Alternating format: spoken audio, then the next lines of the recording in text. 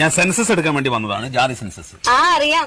എനിക്കിവിടെ ടിവിയും ഫ്രിഡ്ജും വാഷിംഗ് മെഷീനും അവനും പിന്നെ പട്ടുസാരിയും ഒക്കെ ഉണ്ട് സാറേ. അപ്പുറത്തെ വീട്ടിൽ അവളില്ലേ, അവൾക്കിതൊന്നുമില്ല, എല്ലാം വെറുതെ പറയണതാ.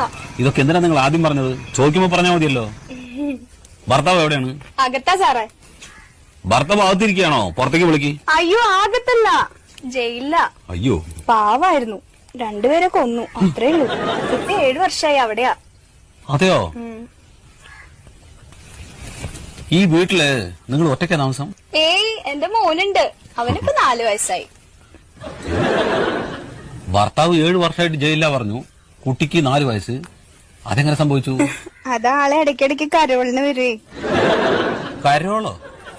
ഈ ജയിലിൽ നിന്ന് ഇടയ്ക്കിടയ്ക്ക് വിടില്ലേ പുറത്തേക്ക്, കരോള്. പരോള്? ആ ചില സ്ഥലത്ത് അങ്ങനെയും പറയും.